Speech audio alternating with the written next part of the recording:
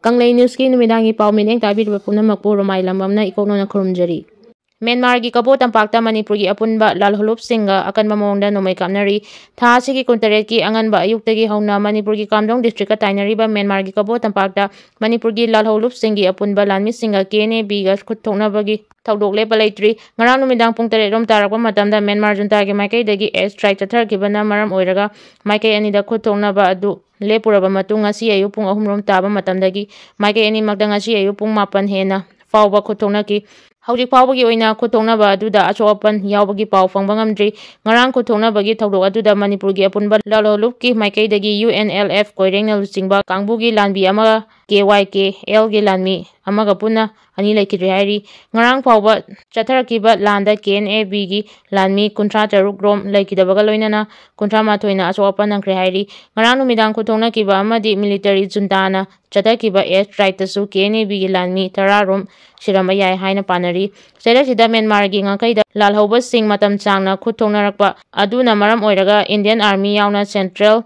Armed Police Force ki personnel ki ngangkai paringda thomjilakibaga loinana akanba checkchin thorang lokhatuna leiri hairi Popi yanba lakpa cycle police amadi CRPF ki gari thugaikre Manipur dagi may ka drug sing marupang namutanaba Manipur lengang na sangsilagliba war on drug ki kongjang saruk ama oina ngasi Kangpokpi district ki manung chana laiba cycle police station na konba Lungjang village ki ching ki saruk singda Paksana mafam adugi khujasingna popi pambi sing thare amadi maru loknaba thorang tawre haibagi akangnaba pawma phangwadagi ngasi mafam aduda cycle police CRPF amadi lenga kamari leinaba official chingchatuna popi pambi sing yanthatuna manghanaba changchilubada mafam adugi khujasingna security force ki kangbu adu lambi da thatuna chathankidre loinana police amadi CRPF na tonglakpa gari sing thugaikre hairi Pawasin hai popi thariba khujasingna chatharakpa kongjang aduda maram oiduna police amadi CRPF sing adu gari langthoklamlaga chenkiba maramna ayenba force puraga lakani Khangbadagi khunjasingna kulai paiduna police amadi CRPF sing lakpo ngaiduna leiki mafam aduda tharamba popi pambi sing kana amatana laktuna yanthatpa yaroi haina sabyungna leptuna leikre hairi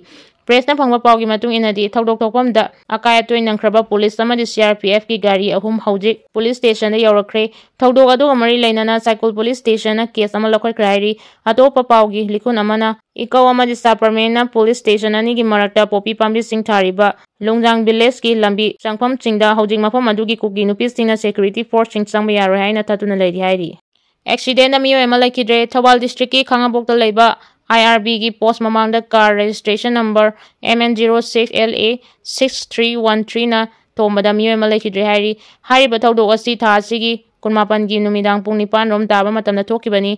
Thaudok aduda Leikhidraba miyo adu Khangabok Chani laudagi khundrak bamya school kawi masagi chahi 55 rom churi hairi asiba hakchang police na thaudok thopamdagi lokhatlaba matung ngarang Jenims ki miral changda postmortem tawraba matung imung manungda aroiba matau mangam pangthoknaba kuchinakre hairi Thaudok aduga mari lainana police na case ama sulakar hairi Miyoi kia lalhauba yahonaba honabada chenaba miyoi ama kulaya konana fari chahi nauriba ngang ching yauna miyoi kia lalhauba yahonaba honabada achauba tawdang lawba miyoi ama police amadi Assam Rifles ki apunba kangbuna chathakiba operation da kulaya konana fari hairi Ngarang chathakiba operation aduda faraba miyoi adudi Raju Chakpa kawi Arunachal Pradesh ki Changlang district ki Vijay Kumar Partagini Mahangarang Changlang Police Mapan Assam Rifles amadi Nagaland Police ki apunba kangbuna chathakiba operation da Nagaland gi Parent district dagi fagatkhibani mangondagi AK-47 rifles ama mengjin ani kapa yariba nongmai maru pumanga fagatpa ngamki Raju Samana Nagaland ma saklot pagaloinana ngulkogin session haina mingthonduna leirakibani hairi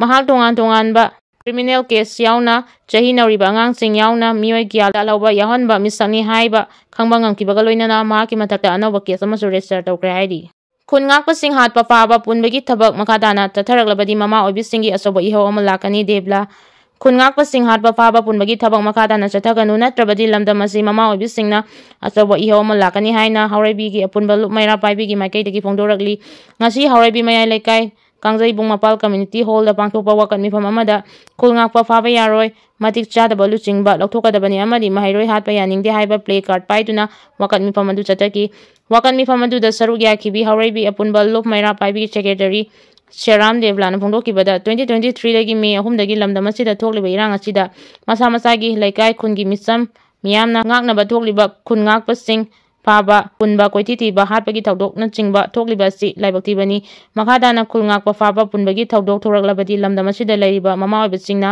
ꯑꯆꯧꯕ ꯏꯍꯧ ꯑꯃ ꯂꯥꯛꯀꯅꯤ ꯍꯥꯏꯅ ꯐꯣꯡꯗꯣꯛꯈꯤ꯫ ꯂꯩꯉꯥꯛꯅ NEP ꯑꯟꯗꯔꯒ꯭ꯔꯦꯖꯨꯑꯦꯠꯀꯤ ꯑꯔꯣꯏꯕ ꯆꯍꯤ 4ꯒꯤ ꯇꯝꯐꯝ ꯍꯪꯒꯅꯤ ꯍꯪꯂꯣꯏ ꯍꯥꯏꯕ ꯃꯍꯩꯔꯣꯏꯁꯤꯡꯗ ꯑꯊꯨꯕꯗ ꯈꯪꯍꯟꯒꯗꯕꯅꯤ꯫ ꯃꯅꯤꯄꯨꯔ ꯂꯩꯉꯥꯛꯅ ꯃꯍꯩꯔꯣꯏꯁꯤꯡꯒꯤ ꯂꯩꯔꯤꯕ ꯆꯃꯝꯅꯕ ꯀꯣꯛꯍꯟꯅꯕ ꯅ꯭ꯌꯨ ꯏꯗꯨꯀꯦꯁꯟ ꯄꯣꯂꯤꯁꯤ ꯑꯟꯗꯔꯒ꯭ꯔꯦꯖꯨꯑꯦꯠꯀꯤ ꯑꯔꯣꯏꯕ ꯆꯍꯤ 4ꯒꯤ ꯇꯝꯐꯝ ꯍꯪꯒꯅꯤ ꯍꯪꯂꯣꯏ ꯍꯥꯏꯕ ꯃꯍꯩꯔꯣꯏꯁꯤꯡꯗ ꯑꯊꯨꯕ ꯃꯇꯝꯗ ꯈꯪꯍꯟꯒꯗꯕꯅꯤ ꯍꯥꯏꯅ ꯅꯥꯎꯔꯦꯝ ꯕꯤꯍꯥꯔꯤ ꯀꯣꯂꯦꯖ ꯁ꯭ꯇꯨꯗꯦꯟꯠ ꯌꯨꯅꯤꯌꯟ 2024-25 ꯈꯨꯟꯗ꯭ꯔꯥꯛꯄꯝ ꯃꯥꯏꯀꯩꯗꯒꯤ ꯈꯪꯍꯜꯂꯛꯂꯤ꯫ ꯀꯣꯂꯦꯖ ꯑꯁꯤꯒꯤ ꯁ꯭ꯇꯨꯗꯦꯟꯠ ꯌꯨꯅꯤꯌꯟꯒꯤ ꯊꯧꯄꯨꯕꯁꯤꯡꯅ ꯈꯨꯠꯌꯦꯛ ꯄꯤꯗꯨꯅ ꯊꯥꯗꯣꯔꯛꯄ ꯆꯦꯔꯣꯜ ꯑꯁꯤꯗ ꯂꯩꯉꯥꯛꯀꯤ ꯃꯐꯝꯗ ꯋꯥꯍꯪ 3 ꯊꯝꯂꯛꯂꯤ꯫ ꯑꯍꯥꯟꯕ ꯋꯥꯍꯪ ꯍꯧꯈꯤꯕ ꯆꯍꯤ 2024ꯒꯤ ꯑꯣꯛꯇꯣꯕꯔ 12ꯗ ꯃꯍꯩꯔꯣꯏ ꯂꯣꯞ ꯗꯦꯁꯥꯝꯅ ꯏꯗꯨꯀꯦꯁꯟ ꯃꯤꯅꯤꯁꯇꯔꯗ ꯃꯦꯃꯣꯔꯦꯟꯗꯝ ꯄꯤꯗꯨꯅ ꯁ꯭ꯇꯦꯠ ꯑꯁꯤꯗ NEP 2020ꯒꯤ